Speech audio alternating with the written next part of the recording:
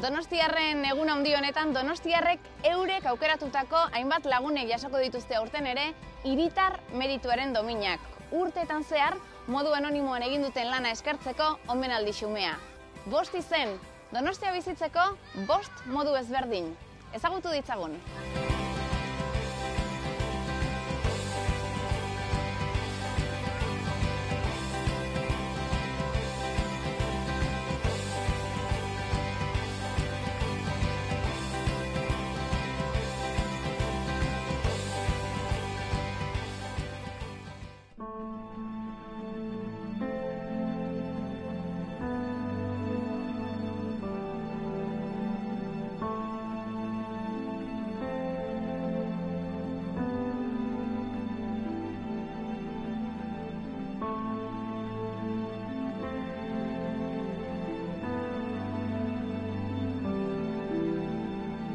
Peter Brown, Laïta en este caso, empezó a bailar en Inglaterra en el Ballet Lambert. Le dio por el baile español y se vino a Madrid, donde conoció a Aramá, que fue compañera suya y profesora también de danza durante todo el resto del tiempo. En el año 59 se estableció aquí en San Sebastián. Empezaron en la sala Cursal, el antiguo Cursal, y posteriormente pasaron al Conservatorio de Música y Danza en el año 64.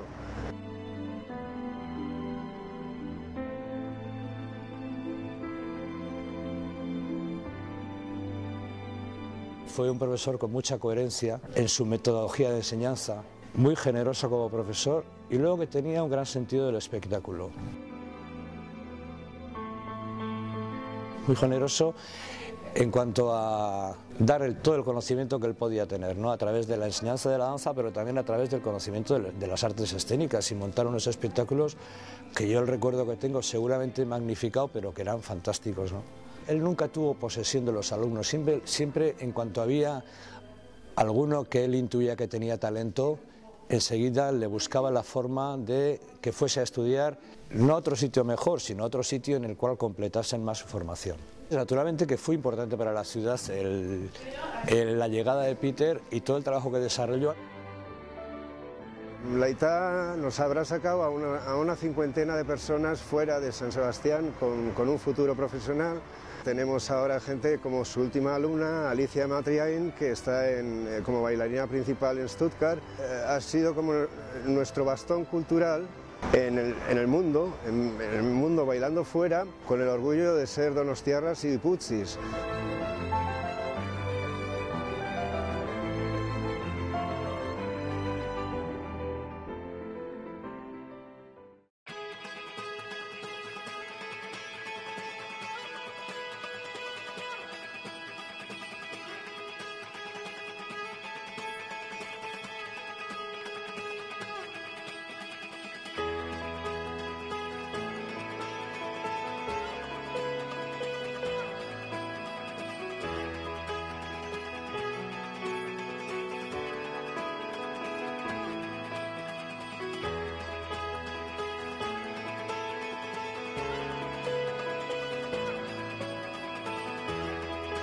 Y se reunieron una veintena de padres y amigos para conseguir del ayuntamiento pues un poquito lo necesario del día a día. Con el liderazgo de Joaquín, que por su trabajo conoce el tema, es educador de Mechagaña, como sabéis, pues se dirigieron al ayuntamiento. Costó bastante conseguir cosillas y durante 22 o 24 años ha estado al frente de todo esto. El Aurchoco, como sabéis, es el primer Aurchoco de Guipúzcoa. Se ha hecho una labor importantísima, los barrios de alrededor se han interesado por la forma de llevarlo, consiguiendo ellos también.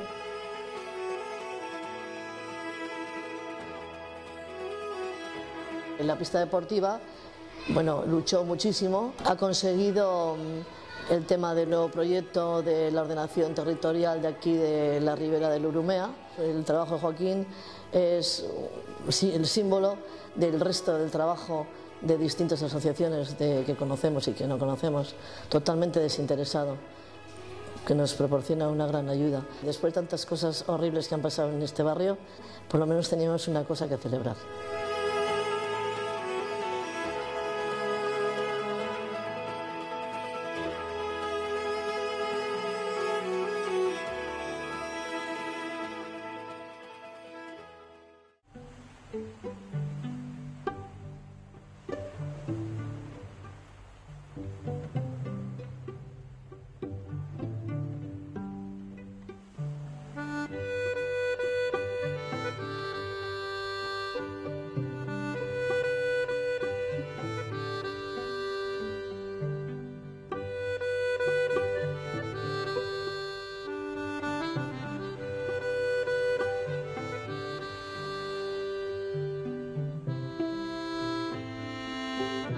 Bea baserritarra zen, hori bai, baina etorri zen gero Donostira, eta Donostian hasi zen arraia saltzen, eta orain dela 4 hilabete arte, egon da. 70 urte gutxienez, baina betidanik arraia saltzen, antxoaz, sardinak, txitsarroa, denetatik. Kaian, han erosten itsasontzia zegoen asko, orain ja ez, baina zegoen lehen, eta han erosten, eta gero portokalean tipi, beretzaraino. Eta, tablakin, karroakin, beti bezala. Orain dela ez dakit zenbat urte, nahi gogoratzen, arraindegia batean juten da, erosten du arraia eta bea saltzen du bere moduan, zergatik beak ez dakat pisu hori dago dozenak saltzen, betidanik. Txukuna bere tokia, bere gauza, bere karroa, eta txukun beti. Naiz eta oso heldua, zergatik dara 86 urte, baina laguntza asko eukidu. Bat, antxoak ekartzen, bestea jela ekartzen, bestea karro eskatzen, eta, jendea portatu da oso ondo.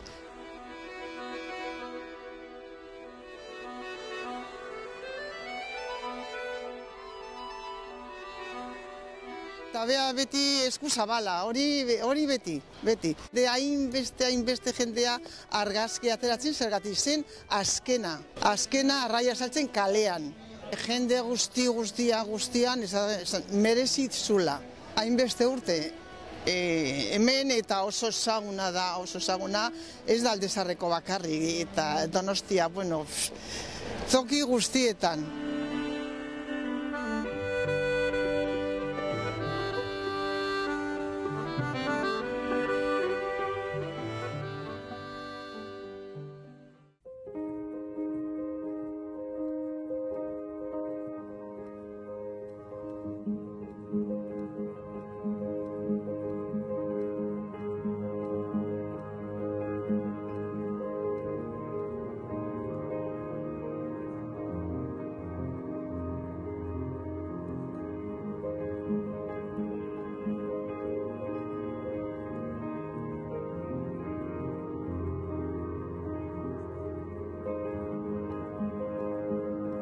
Ramon dala persona batetik zerillua eta bestetik baita ere zintzoa, ezta? Eta nik uste bi gauza horiek ikusten diala ez bakarrik bere izakeran, baita ere bere eleberrigintzan, ezta? Gazi egunero hasten delakorekin, jarraitu 100 metrorekin, nola baita ere izan dira gure nobelagintzan zeak, ezta? Mugarriak. Eta goia zesanikan ez, 11 pauso eta gorden azazu lurpean, ezta? Hor ja nola baita ere estiloa ere aldatzen du, nobelak luzeagoa dira, konplejoagoak, novela esan dezakegu literatura aldetik ere aberatsagoa eta obra hundiak, dudari gabe.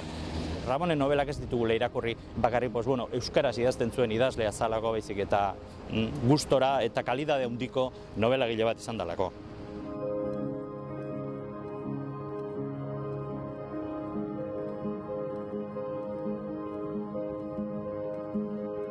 Donostik Ramos Izarbitoriaren nobelagintzan harreman handia daka, ezta?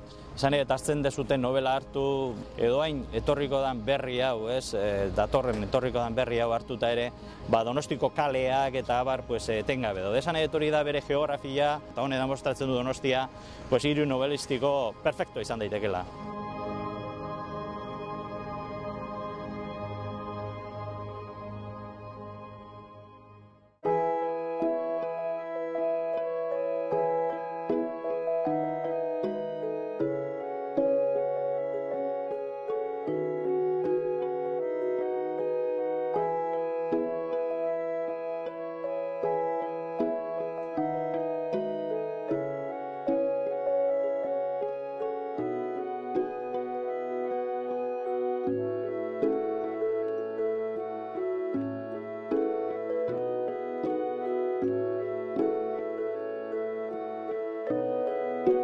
Lurdesko Hospitalidadeko elkartearen helburu nagusia da Elizbarrutia, Donostiko Elizbarrutiak antolatzen duen erromesaldia antolatzea. Eta batez ere, bertara joaten diran erromesaldiei zerbitzu on bat ematea. Honekin batera, elkarte bezala antolatzen dituen formazioan, zenbait ekintzetan, otoitzaldietan, Elizbarrutiak ere antolatzen dituen gauzetan, ere parte hartzea. Bai, dala leku bat nahiko estrategikoa, hemendikan jende asko, peregrinazio asko pasatzen dialako, eta talde honek asko laguntzen die besteei, bai.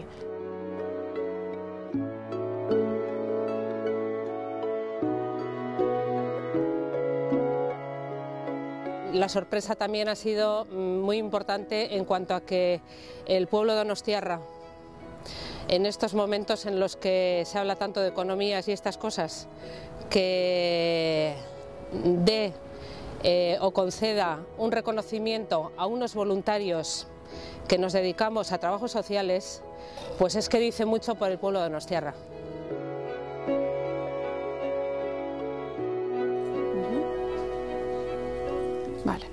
Budi komentatzen duena pixka da, beretzako Lurdesea jutea 4-5 urtetatik hasi zen juten, ja 18 urtekin lehenengo aldiz bizikleta batekin juntzen eta esperientzia hori ez du sekulaztuko.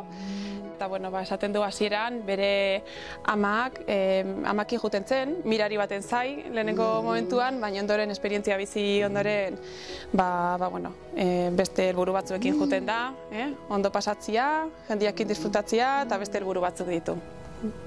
Beak nahi du eskertu baita ere Donostiako udaletxeari, domina ematea entidade honi, zeren bere bizia ezberdina izango zen hau ez balureukiko, eta eskerrak bere partez.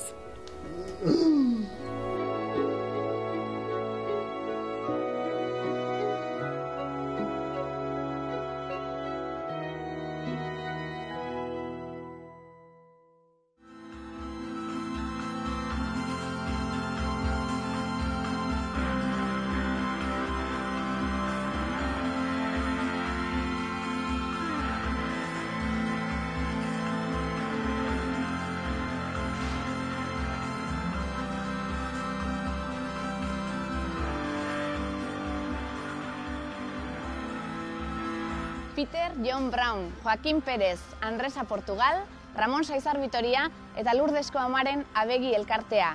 Zorionak 2012 honetako hiritar merituaren sariagatik. Hemendik aurrera parte hartu eta gozatu festa. Ondo pasa!